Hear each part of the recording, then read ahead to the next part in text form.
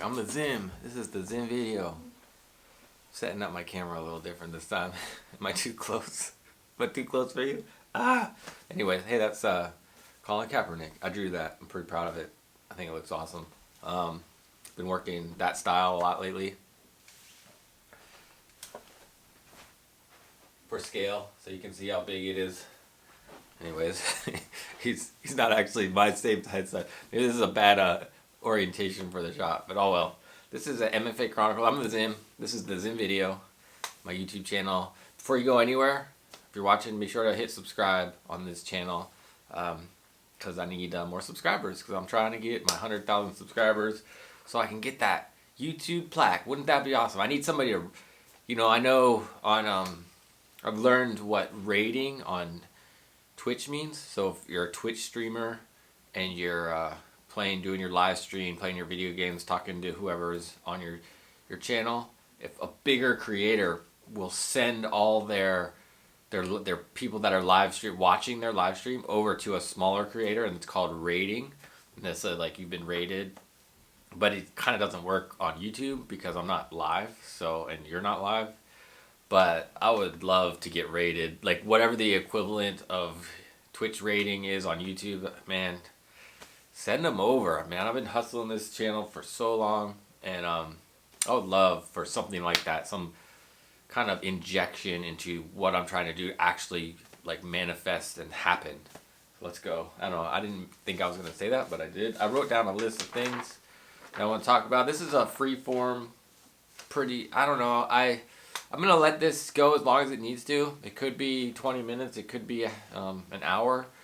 It's just me talking to you about what's been going on with MFA Chronicles is the big portion. This is my MFA Chronicles on YouTube, which is me talking about being a graduate student at San Diego State University. Of course, I also have MFA Chronicles podcast, which is where I talk to other people about art mostly. So I'll talk more about that in a second.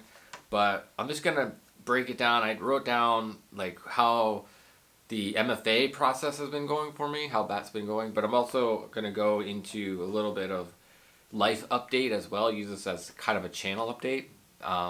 So let's just get started. I'm just going to go down my list like I wrote it. So we're basically at the halfway point of my MFA career. I mean, we're at the almost direct dead middle halfway point because it's 3 years, 2 semesters each year, and I've taken 3 semesters. I'm on a little winter break kind of action. I start class again on January 20th, and for my next semester, and then I have another year after that. So I'm at the halfway point. MFA halfway. I wrote down a little rhyme there, kicking it. What? All right, so that's what's going on there. So I just wrote, the first thing is like, how am I? And that's kind of big. How am I doing? I guess we can divide that up into 2 things. Like, how am I doing with my MFA? And how am I doing just with life? Because right now, it's really hard to separate them, especially with COVID, working in quarantine, doing all my classes over Zoom. Trying to do the best I can within the studio space I'm in right now. You've seen it many times on the channel. But yeah, so how am I doing? I'm doing okay. I guess that's the cop-out way to say it. Not as good as I would like to be, but I don't know. That's kind of been the answer. It's just changed. One thing replaces for another. I haven't figured out how to just be content and be happy just straight up all the time, regardless of the situation. And I think a lot of people probably struggle with that, but I definitely struggle with that. So, and I'm not, I'm starting to get fatigued with the pandemic, like for a lot of reasons, but I can't decide. Like I don't mind not having to go anywhere because I think my anxiety makes it easier for me to just work from here. I have some, I don't know. I don't really like talking about this because it's hard to talk about, but my pelvic floor issues that I deal with sometimes, which affects my, the rate at which I need to use the restroom. And that combines with my anxiety, just being home and not ever having to worry about it, super awesome. But when I'm out in the world, it's like I'm still at the point where I have to be strategic about thinking about where the bathroom is, and that's not fun. And so that's just kind of an issue of mine. It's not extreme. It's not severe at the moment. It doesn't feel like it got really severe about 2 years ago or something, like after when I started graduate school, so a year and a half over, about 2 years ago.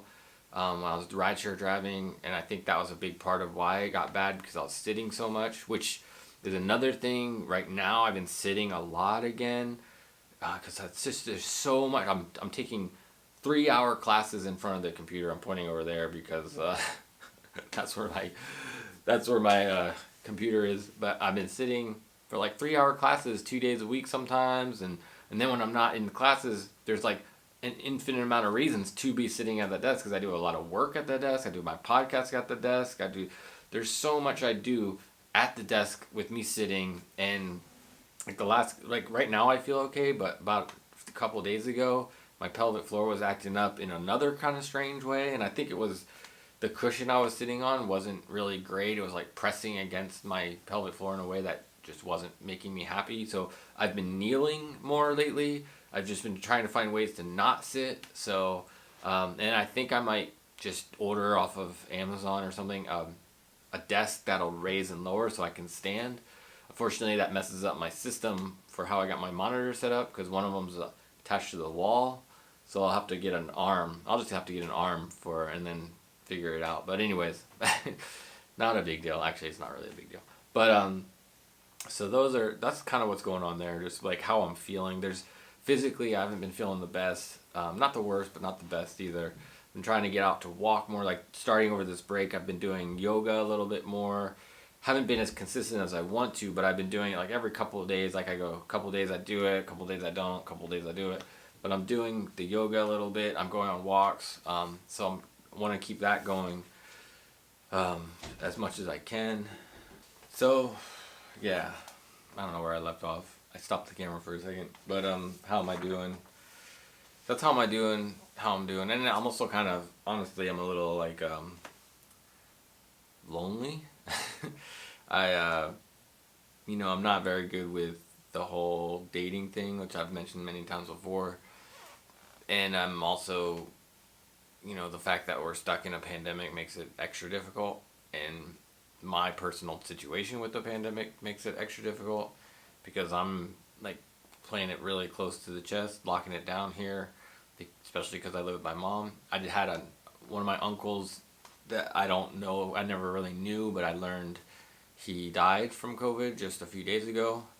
I know San Diego is one of the hot spots for this new variant of the virus. That's, so it's just kind of like, and just, I don't know, I'm just not game to get sick myself, because I don't know how, I don't want to go to the hospital at all. I don't want my mom to have to go to the hospital, and if my mom, is 70 plus years old, so she could get it really bad and not make it if she gets it. So I don't know. And I don't want to go through that. That's just not something I'm interested in going through right now. Especially with how the Southern California is really got the COVID, outbreak is really bad here, and hospitals are doing things like do not resuscitate orders for people that are in bad shape, because they're running out of room, and it's serious. It's crazy. So that is just kind of boggling my mind a little bit, that thing. And then what's going on with our country with there was just a siege against the Capitol with a bunch of, I don't know, racist, backwards, I don't even know what to call them, highly uneducated people trying to take over the government from the incitement of our current president. And there are politicians that still won't get rid of him. They're it just makes no sense to me what's going on. It's borderline scary, but I think we'll get through it. But just, history, it'll be an interesting to see what history has to say about what happened on January 6th, 2021. pretty crazy, pretty crazy. So, so I don't know. So I guess to be honest, I'm not doing that good, but hanging in there is really the thing. How am I doing with graduate school? I feel really confident about graduate school. Thankfully, because there's so much craziness going on in the world, and for myself, it's just tons of content to pull from to make art about.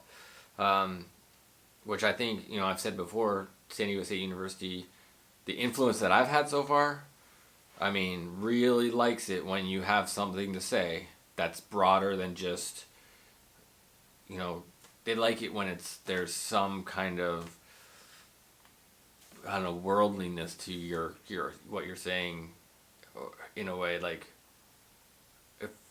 if I mean, I suppose you can get away with really personal stuff, but I don't know, I don't feel like it plays as well as if you're trying to be more socially conscious with your artwork. So thankfully for me, that's great for me, because I'm interested in having these conversations through my art, like racism, like talking about people like Colin Kaepernick. Very interested in that kind of conversation, trying to figure out the way to say it that's the fine art world likes. There's lots of ways to say these ideas, but some of it gets thrown out as cliche, some of it gets just looked as pop culture, some of it gets like, but if you want to say it in the way the fine art world likes to hear it, that's something you really got to think about. There's a very specific way to do it. I don't claim to have found that yet, but I think the fact that I'm aware of it is helpful. So I think we'll get there eventually. Because I would love it if my art was considered by the art world. I guess that's a good way to put it. I love it if my art was considered by the fine art world, in the sense that I would love to be invited to do gallery shows, to do bodies of work for specific events. There's this argument, and one of my professors thinks there's an argument in the art world in general, but also one of my professors brought up this idea, like, they don't think that trying to get shows in the galleries it's like kind of galleries are dead in a way. But I don't think I agree totally.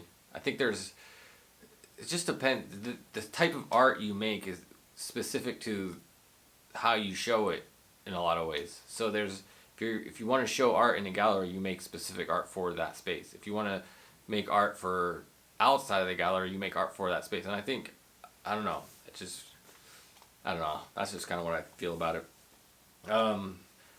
One thing I wanted to mention, like, so I feel really confident about just my artwork. I feel we're coming up this semester.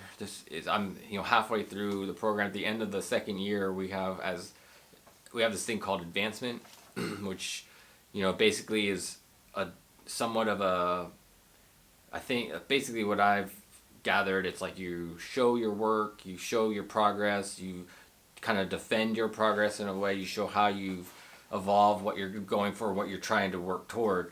And you want to show those things, and you want to show the pathway, like showing your work, like you say, you've heard so many times. You want to show how you're making progression, and you want to be able to show that to the people so that they can see that you're progressing in your thoughts and ideas. And I feel super confident about it, especially based off the feedback that I've been getting from my professors up to this point. Like, no one said anything like, yeah, you really need to figure out what you're going to do for your advance. They're all just kind of like, wow, just keep doing it.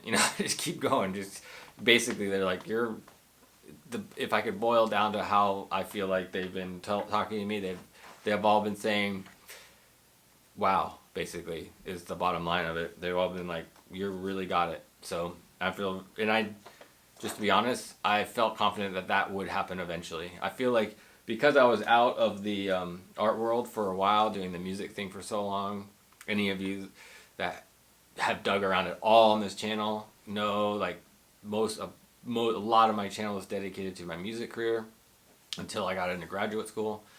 So, and I just had to change gears and get into that other mode again, that visual art world again, because I went to undergrad as visual art. I spent a lot of time in music, and now I'm back in this university setting of visual art, which is a very specific thing, I think. And when it comes to art making and just being a person and whatnot. So I'm in this environment, and I just took me like basically that first year to really get back on track with how to do it. And now last summer really helped, and then right now I feel like I'm just in this mode and just learning and learning and learning about what it means to be a visual artist again in this environment. And I think I'm doing a good job at it, and I felt confident that people would notice eventually, and I feel like they have, that I'm good at, this is what I do, making art is just easy for me, just to put it simple, working with my hands. And that way the hard part for me, not to say it's all easy, but the hard part for me is what I talked about before, is that the conceptual piece of how do you then make work that the fine art world considers great work. Like, how do you do that? I don't know completely how to do that yet. Some of my cohort does. There's some people in my cohort that are like, wow, your work is great work, and it has that tone and it has that vibe of artwork that you would feel fits within this realm of like fine art. I don't know if my art does yet, so we'll see. Maybe eventually it will. What has changed so I wrote down what has changed for me since the beginning of, started that kind of like, I don't know, it's not quite wide-eyed optimism, but this idea, I started art school, I started graduate school, not really knowing what to expect, but I brought a bunch of expectations with me, like hopeful expectations, and then, I got derailed quickly because, unfortunately, San Diego State University had a very, very poor onboarding process for getting new students kind of acclimated to what it means to be a student, and so you just kind of have to figure it out on your own, which I guess is good because in some ways but I don't know how I feel about it. And going through the process, I was very angry about it.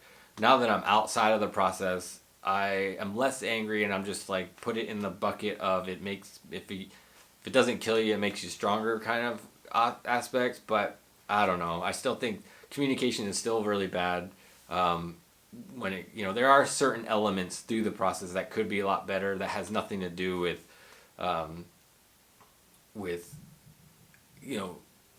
has nothing to do with them potentially wanting you to figure it out. You can still, if you ask a question, you can still answer the question and respond to it timely.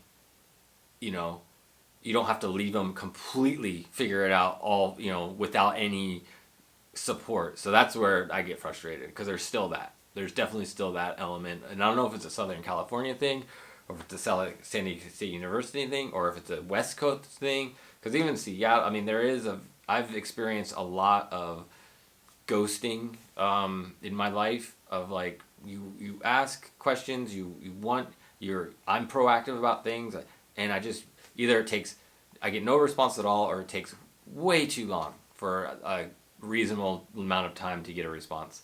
So those are the kind of things that frustrate me, and that's still going on.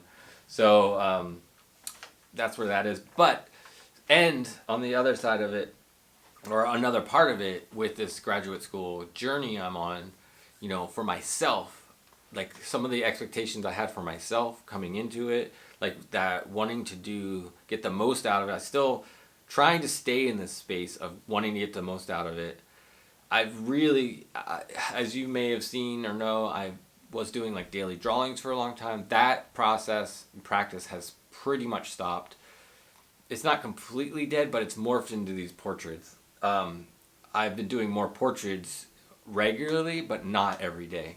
I use them for TikTok. I've been practicing portrait making, and I don't know if it's my excuse for doing it, but it's a combination of like practicing mark making through doing portraits, but also maybe that can help promote my career outside of art school, if I could get TikTok or the internet to care about what I'm doing, that might be able to help something. So it's a combination. That's my excuse and my justification for why I'm doing what I'm doing.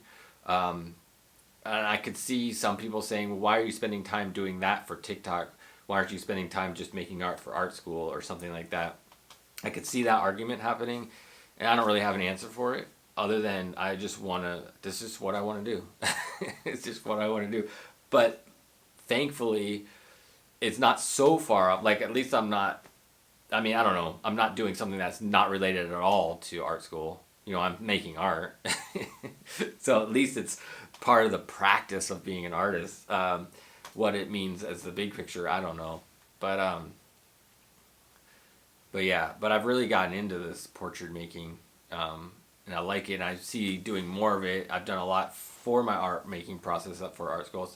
And one of the things also I've noticed. So why I mentioned the daily drawing practice is because maybe there is a possibility that I burnt myself out a little bit too.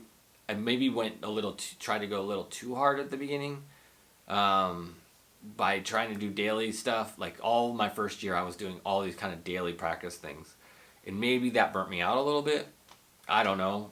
Maybe I would be burnt out anyway. Maybe I started burnt out. Maybe I never got unburnt out from driving rideshare and just life in general. I don't know. But I'm in a weird spot right now.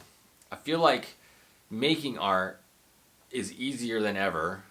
As easy as it's ever been, like the process of making in a lot of ways. So now it's a matter of challenging myself in some way. Some ways I need to challenge myself more. I haven't really figured that out yet. I know some of how to do it, but then I run into one of the things that I was talking to another graduate student about is I feel like, as a graduate student, your professors, they're looking at your art through the lens of wanting it to be the best it could possibly be. And I'm an art student making art through the lens of doing what I can with what I have available, which will limit the possibilities of it being what someone else might see as the best it could possibly be because of the materials I have available, my desire not to spend money on things. So it's just a matter of making sure that the choices I make around my limitations fools the person looking at it so they can't, because this is pretty much directly related to the last critique I had, which I got some feedback on that. For me, I was like proud of myself for using what I have around me and just going, they saw it as, why are you using those materials? And I'm like, you're right. I probably shouldn't have used those materials for those things. And I just kind of forgot. Or partly forgot, partly was caught up in just using what I had around me without thinking completely through, like, maybe there's a better way to solve this with other materials I have around me. So I just have to remember that as I go forward, because it's like, basically you want to trick the person into believing that it's the best possible version of it. In some ways, I think there's some truth to that, and that's the first time I said it that way.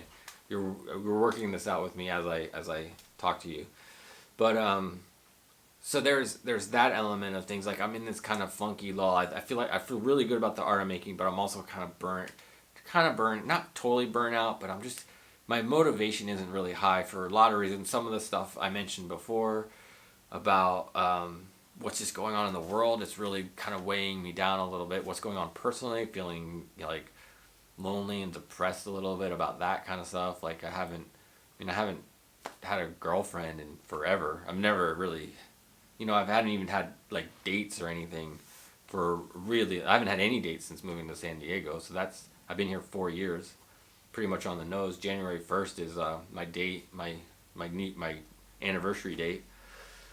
So there's those elements that kind of start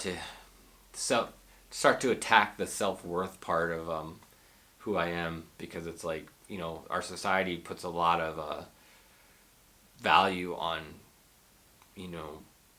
relationships, and how good you are or bad you are at getting them and being in them and what that all means. And I feel that sometimes, and I'm feeling that right now. So that's part of what's going on with art school. But I think I'll be fine. Like, I thought over this break, this kind of winter break, I had this concept, like, for a second, let me just dive into this new project. I won't have classes to deal with. I'll just do this project.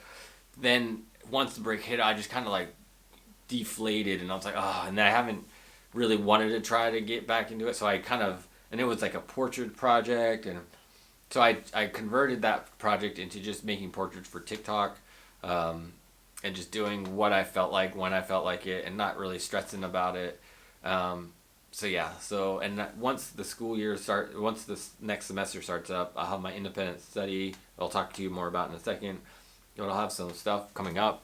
I'll have some stuff coming up that I'll just make those my projects for the next semester, instead of trying to do them through the break. So that's what's going on there.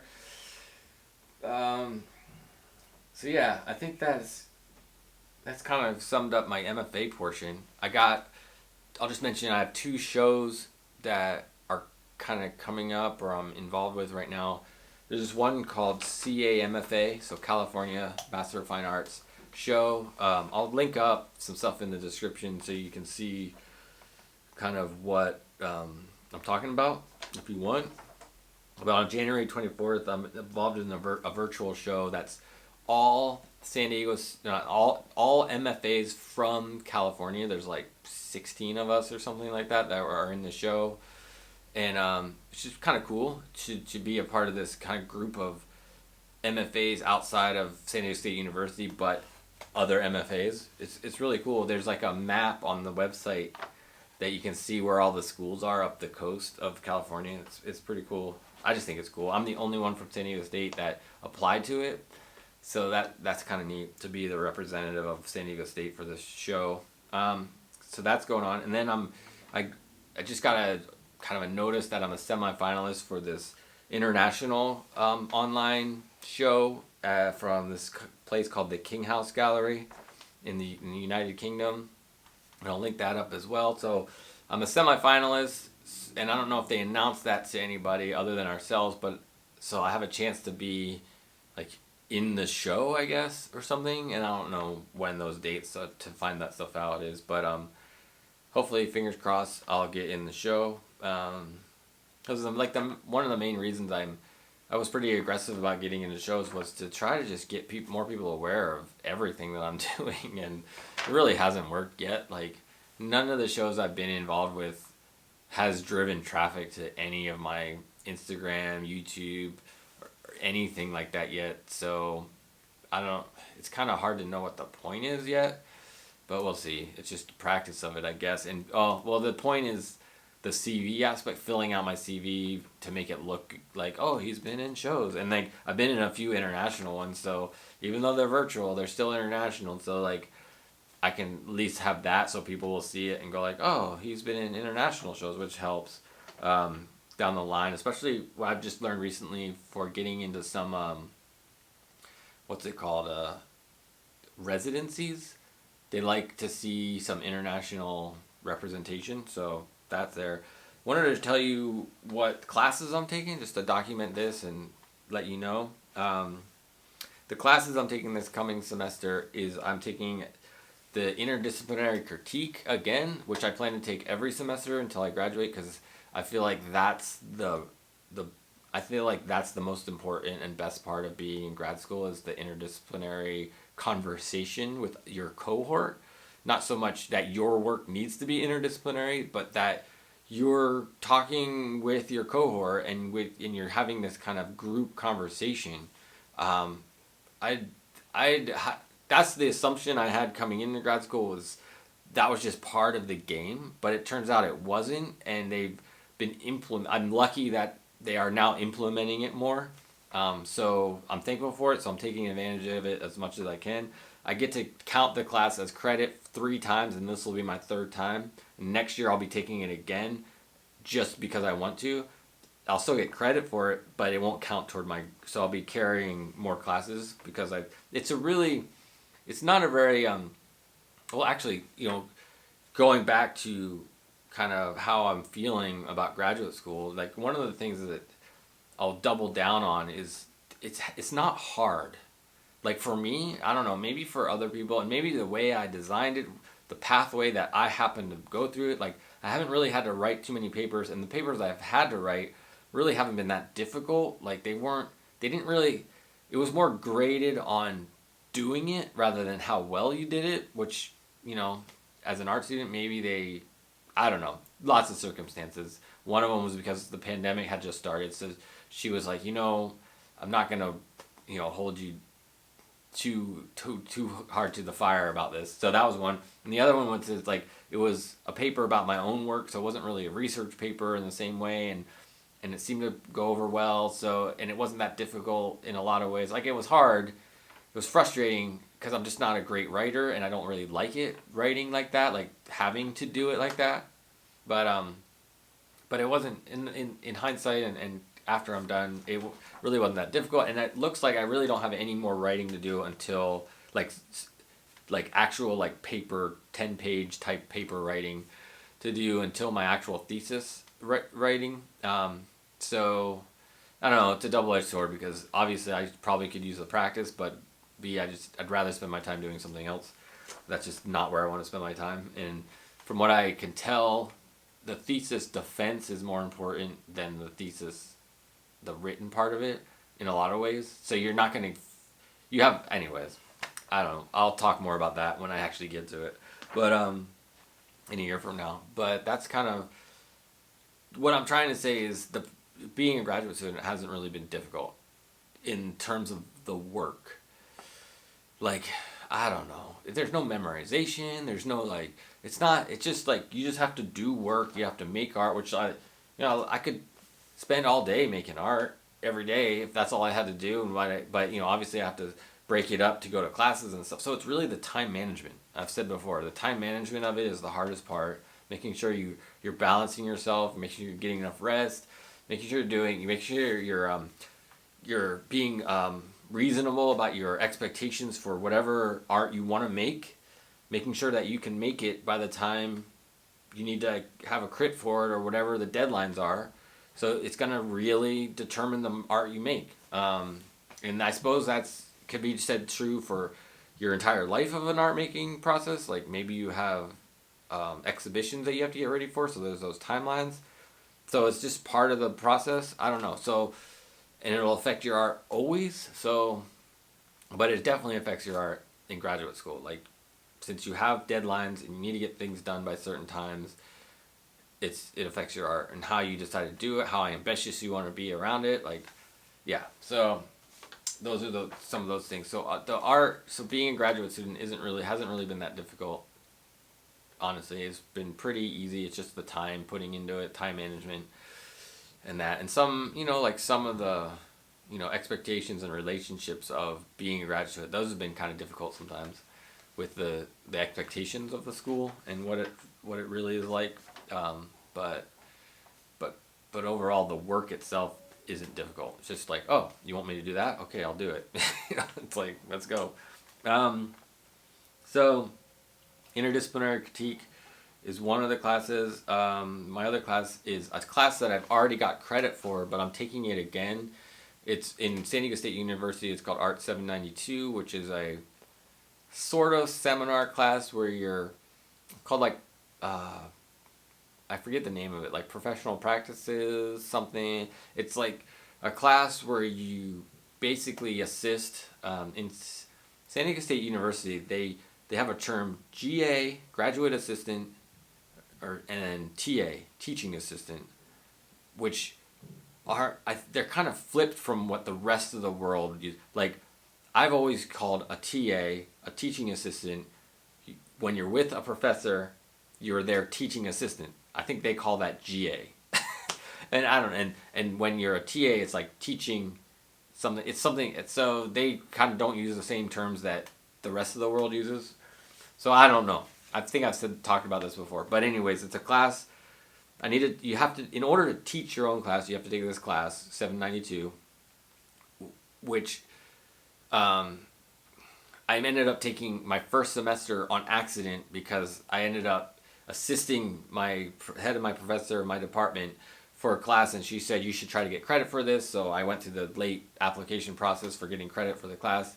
So I got that 792. But unfortunately, the class I was assisting wouldn't be something I would actually teach because I just don't know enough about it as a whole. And then what I want to teach is like foundation drawing, and I feel confident it's been so long since I've taken my own foundation drawing that I wanted to be inside the classroom to see the lesson plan, to see the process, to see, just to kind of see it once through and then go, okay, let me try, now let me teach it next semester kind of thing.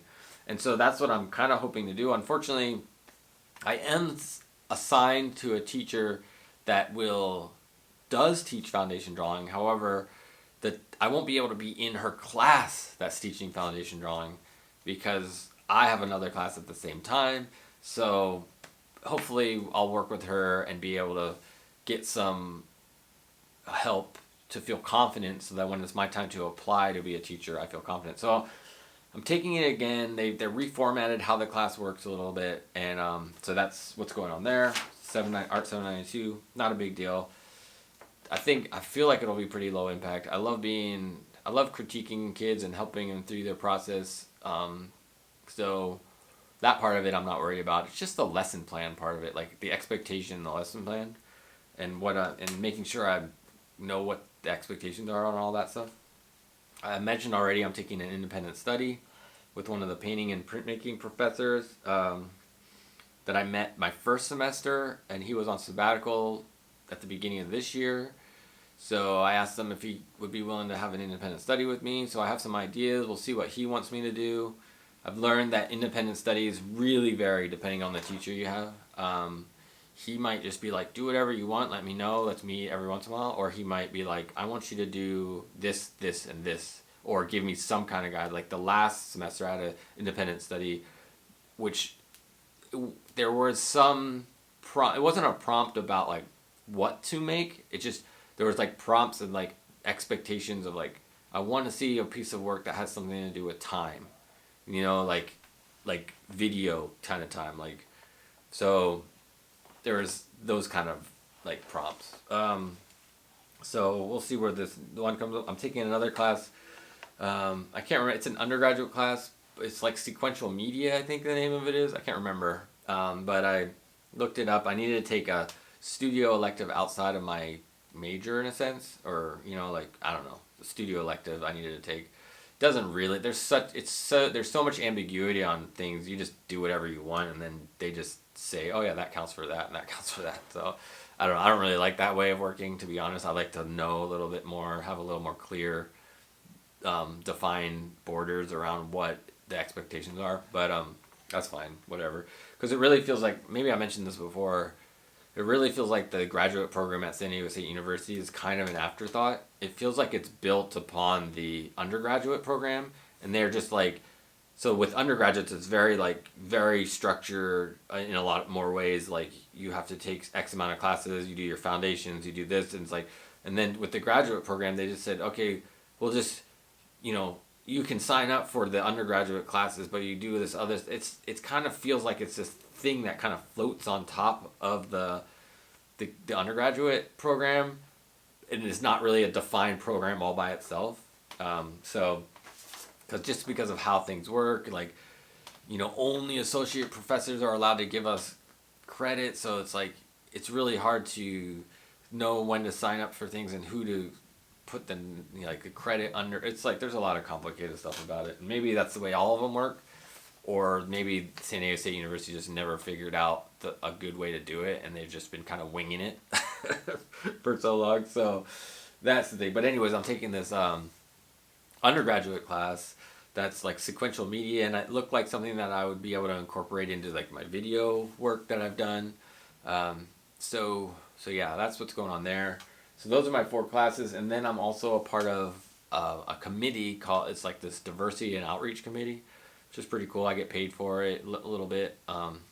It's nice to make a couple $100 every couple of weeks, just to keep things going. It's not all entirely reliant, because financial aid honestly is not enough to survive off of. And luckily for me, things have just been working out between the stimulus, financial aids, this little job I got from diversity and outreach, little work I've been able to do picking up with external things, video work I've been doing. So between all that, I've been able to survive and make sure all my bills get met. I was late on a couple of things here and there throughout the semester, mostly because I wasn't paying attention close enough. But yeah, so things have been kind of weird financially, but I've been surviving, and we'll see what happens next year. Like when Biden's actually in office, maybe we'll see a bigger stimulus again, which would help a lot. But we'll see, obviously, because when I get out of this whole thing, I don't want to have to get a 9 to 5 type job. I want to stay somewhat independent. So we'll see how that plays. And that's already something that I'm thinking about. Like, what am I gonna do after I'm done? How am I gonna? I don't know. That's just really stressful in some ways. I don't know. I just really want to maintain this independence. So try to find a way to maintain the independence. Like if I could get this YouTube channel going more, if I could, I want to start editing. So one of the things that happened last semester that was really awesome was the filmmaking class I took, and I got some good feedback on my film editing skills, and I think I have the ability to do that for a living professionally and get more work that way. So I'm gonna develop an actual like reel for editing, and try to get some work, and hopefully fingers crossed get some work so I can that's my goal basically for the next year and a half. That is like get my MFA, but then right next to it is get my reel. So maybe in the next year get a really solid editing reel together, so that like within the last 6 months before I have to leave school, I can start getting it out there and maybe get some work. I would love, one of the ideas around it is to get good enough or get a job eventually that I'm editing something that would end up on either a feature length in the theater, or even something that would end up on like Amazon Prime, Netflix, all those places. Like a real legitimate kind of movie or show that would be awesome. So we'll see if I can get there eventually. But yeah, so I'm really stoked. And even on this channel, there's this edit I made called Horizon. It was the kind of final project of that class that my professor thought I did a really good job on. There are some things I haven't fixed in it yet, and I probably won't. I'm sure I'll just leave it as it is. But I'll just move on to the next thing. And because when you do your reel, you just pick out like sections of things that like little. So I'll just pick out the best sections of whatever I edit and throw it together in a reel. So that's kind of what's going on there. But also what I learned about the editing class and filmmaking class, more about cameras and understanding the difference between a full frame sensor and a not full frame sensor. And the camera I'm shooting on right now is not a full frame sensor. And there's more, not diversity is not the right word, but anyways, there's more you can do with a full frame sensor in terms of image quality and depth of field and stuff. And I didn't know that, so I've changed my personal thoughts around the kind of next camera or another camera I want. At first I just wanted I wanted to get a mirrorless camera, and I just wanted to get like the smallest one, but that's not a full frame sensor. So now I want to get a mirrorless camera that has a full frame sensor, and it's the one I'm looking at that I'm going to get is going to be the Z5, Nikon Z5 is the one I'm looking at for combination of full frame, but on also price considerations, because it's kind of the lowest price of the full frames they offer. And it comes with, you can get a kit with a lens that in a price range that I think is acceptable for me, and I'm going to buy it at the beginning of next semester. So if you want to help me buy it, please do. In the description of this video is a few links. There's 3 ways you can help. You can either sign up to be a Patreon supporter, you can PayPal me some money, or you can Venmo me some money. Any one of those would be awesome. I'm going to find a local camera shop. To buy it from, rather than just buying it online through Amazon, so I can kind of hopefully support, something local. As long as they can give me the same price that I could get it online. So we'll see what they are able to do. So that's my plan. So I'm gonna buy it. So basically you'd help me pay it off. It's gonna go on a credit card. It's like it's just, and then hopefully, because I just need a second. I don't need, but I really want a second camera, because what the second camera will help me do is give me a second angle for a lot of the stuff that I'm working on. Like I've been setting up a lot of shots with this camera for like time lapse of these kind of things, my drawings, but I'm stuck with that one angle. So if I could set up a second angle of me or more detailed, doing it simultaneously, so I don't have to think about the, I can focus on the work and not go like, oh, let me take this off the tripod and set it up somewhere else and then set it back. This, I don't want to have to do that, because it'll just take up way too much time. I want to be able to focus on the work. So I set up a few cameras. So that's one of the main things. And then also the other thing is for live streaming. I want to get more into live streaming eventually. And I need a camera that'll help do that. The camera I have right now, this one has a little weird wonkiness with the connector. And it relies on batteries completely to run. So I can't do like a long live stream, because eventually the battery will shut off. So with the camera I want, there's a new USB plug that powers it as well as connects it to the computer for I can use it as a webcam, and it gives me a much better picture than any webcam would. So those are the reasons I want it, and I think my goal is to make it make it pay off. Essentially, I'll buy it, and hopefully I'll start doing work that will be more engaging, and it'll pay off eventually. The YouTube revenue will go up, and other things, TikTok will start to, go off for me, get, whatever, all the things will happen, and it'll pay itself off in some way. That's the goal. All right, I've been talking long enough, I think. Anything else? There was something else I wanted to say that I can't remember now. I've been doing the podcast. I'm hustling the podcast. So check them out, MFA Chronicles and Word on the Street, my two podcasts. They're linked up in the description. Thanks a lot for hanging out with me while I talk to you about grad school and what's been going on in life. Still here. Glad you are too. So, subscribe to the channel, and until I talk to you again, be loving, kind, and patient. Peace.